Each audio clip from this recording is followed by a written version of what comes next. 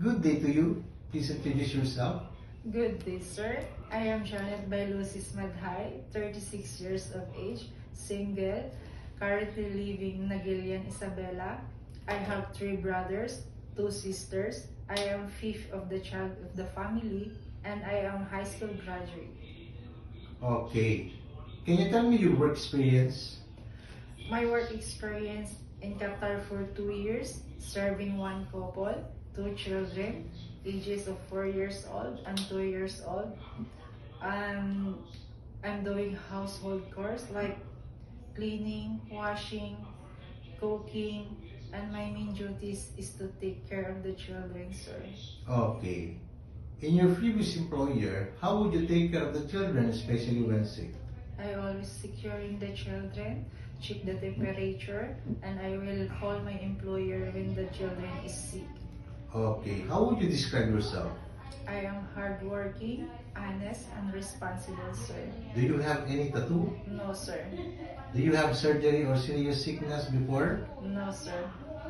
Do you have an allergy to certain food? No, sir. Do you smoke and drink alcohol? No, sir. Why do you want to work abroad? I want to work abroad to help my family and are financially stable in the future, sir. Okay. If you get hired, who will take over your responsibilities at home? My parents, sir. If you're homesick, what would you do? I will focus my work and busy, sir. Okay. What time do you usually sleep and wake up when you were working? 10 p.m. when my work is done, and I will wake up 5 a.m., sir. Okay. Are you the one who do the cooking and marketing at home? Yes, sir. Sometimes kids are so far active and they tend to be out of control. How would you control your temper? I will be more patient, calm when I'm dealing with them, sir. Okay. Do you accept no day off but to be paid instead by your employer? Yes, sir. When you visited the parents, relatives, friend in your employer, Yes, sir. will you help and do the housework there? Yes, sir.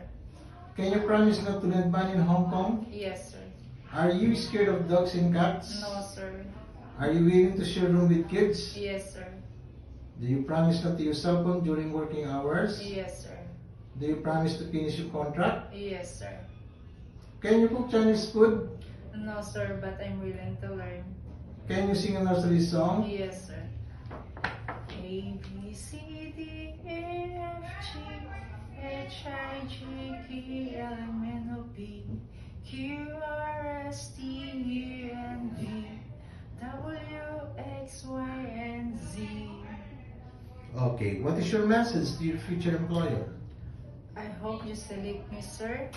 I will be hardworking, honest, and responsible, and I will serve all my best in your family. Thank you, sir.